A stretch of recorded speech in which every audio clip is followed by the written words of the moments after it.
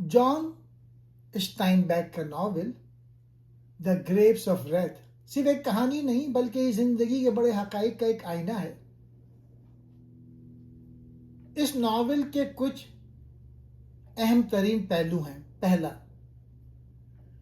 مشکل وقت میں انسانی جرت، ہیومن ریزیلینس۔ یہ کتاب ہمیں سکھاتی ہے کہ انسان کے پاس لڑنے کی کتنی طاقت ہوتی ہے۔ جورج خاندان نے سب کچھ کھو دیا، گھر، زمین اور اپنے پیارے، لیکن انہوں نے ہار نہیں مانی۔ یہ کتاب ہمیں حوصلہ دیتی ہے کہ جب زندگی آپ کو دیوار سے لگا دے تو دوبارہ کھڑے ہونے کا راستہ کیسے تلاش کیا جاتا ہے۔ ہمدردی اور انسانی رشتے۔ مصنف یہ پیغام دیتا ہے کہ ہم سب ایک دوسرے کے ساتھ جڑے ہوئے ہیں۔ اگر ایک انسان بھوکا ہے یا تکلیف میں ہے تو اس کا اثر پورے معاشرے میں پڑتا ہے۔ ہمیں سکھایا جاتا ہے کہ صرف اپنے لیے جینا کافی نہیں بلکہ دوسروں کی مدد کرنا اور ان کے دکھ کو محسوس کرنا ہی اصل انسانیت ہے۔ سماجی اور معاشی انصاف کی اہمیت۔ یہ کتاب پڑھنا اس لیے ضروری ہے تاکہ ہم سمجھ سکیں کہ جب طاقتور ادارے، بینک اور کمپنیاں غریبوں کا حق مارتے ہیں تو معاشرہ کس طرح تباہ ہوتا ہے۔ یہ ہمیں اپنے حقوق کے لیے آواز اٹھانے اور ناانصافی کو پہچاننے کی تربیت دیتا ہے۔ کتاب یہ بتاتی ہے کہ معاشی ترقی تب تک بیکار ہے جب تک اس کا فائدہ عام آدمی تک نہ پہنچے۔ خاندان اور اتحاد کی اہمیت۔ ناول میں ماجوڈ کا کردار یہ بات ثابت کرتا ہے کہ ایک عورت اور ایک ماں کس طرح بکھرتے ہوئے خاندان کو اپنی ہمت سے جوڑ کر رکھ سکتی ہے۔ مشکل حالات میں اتحاد ہی سب سے بڑی ڈھال ہے۔ اگر خاندان یا گروہ آپس میں متحد رہیں تو بڑے سے بڑا طوفان بھی ان کا کچھ نہیں بگاڑ سکتا۔ تاریخ سے سبق۔ یہ کتاب ہمیں تاریخ کے ایک اہم دور، دا گریٹ ڈپریشن کے بارے میں بتاتی ہے۔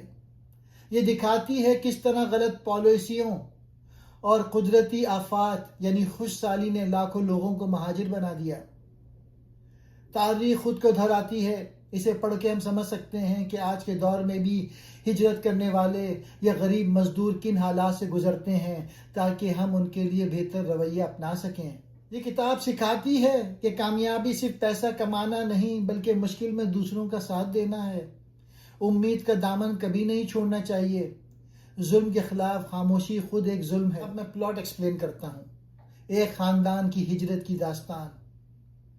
بہت پرانی بات نہیں، محض 90 سال پہلے امریکہ کی زمین پہ ایک ایسا وقت آیا جب آسمان سے بارش برسنا بند ہو گئی اور زمین سے مٹی اڑنے لگی۔ اسے دھول کا طوفان کہا جاتا ہے۔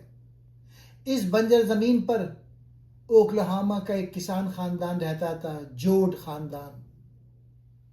قصے کا آغاز ٹام سے ہوتا ہے جو 4 سال جیل میں گزارنے کے بعد اپنے گھر لوٹ رہا تھا۔ وہ خوش تھا کہ اپنوں سے ملے گا، لیکن جب وہ اپنی بستی پہنچا تو وہاں سناٹا تھا، گھر ٹوٹے ہوئے تھے۔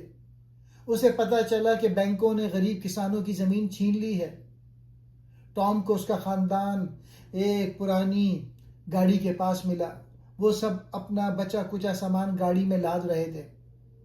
انہوں نے سنا تھا کہ دور مغرب میں کیلیفورنیا نامی ایک ایسی جگہ ہے جہاں انگوروں کے باغ ہیں اور وہاں سب کو کام ملتا ہے۔ ہائی وے کا کٹھن سفر، ایک پرانی گاڑی اور 12-13 لوگ، یہ سفر زندگی اور موت کی جنگ بن گئی۔ گاڑی تپتے ہوئے صحراؤں سے گزر رہی تھی اور ہر میل پر کوئی نہ کوئی نئی مصیبت کھڑی تھی۔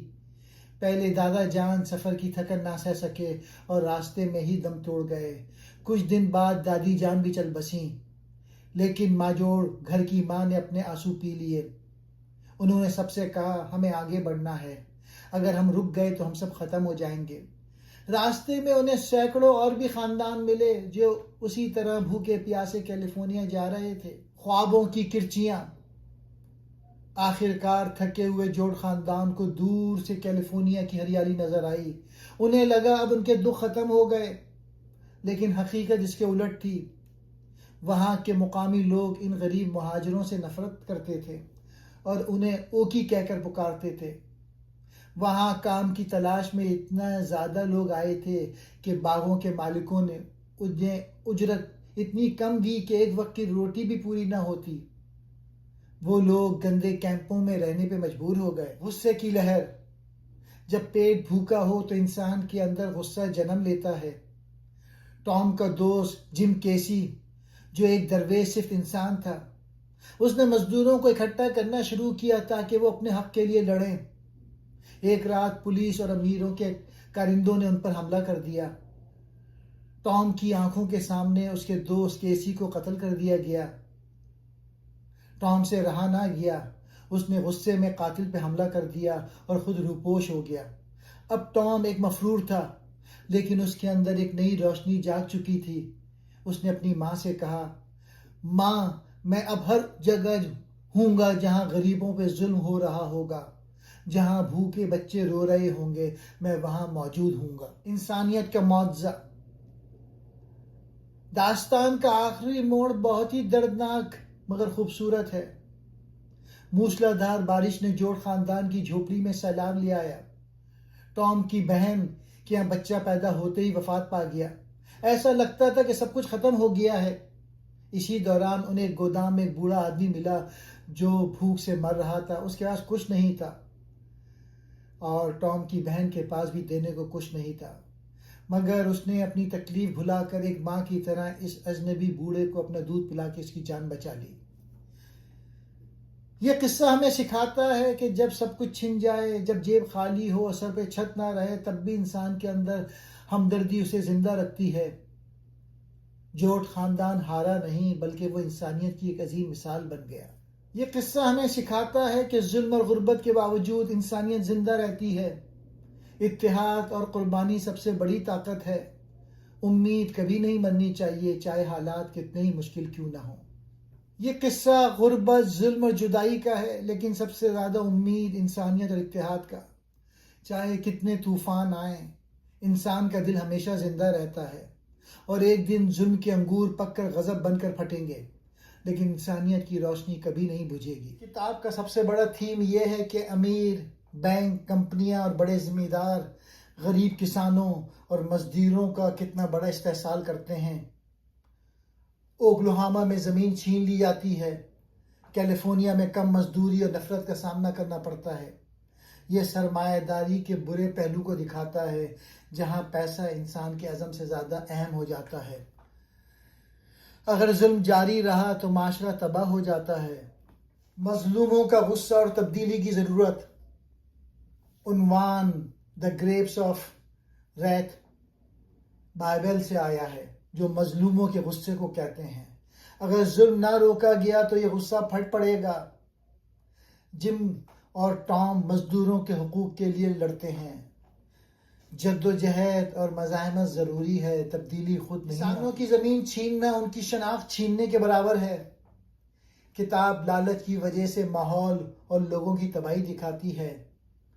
زمین اور انسان کا رشتہ مقدس ہے، اسے پیسے کے لیے برباد نہ کرو. یہ تھیمز کتاب کو کلاسک بناتے ہیں اور آج کے مسائل، غربت، مہاجرین، ناانصافی سے جوڑتے ہیں. یہ کتاب پڑھ کر آپ کی سوچ بدل جائے گی.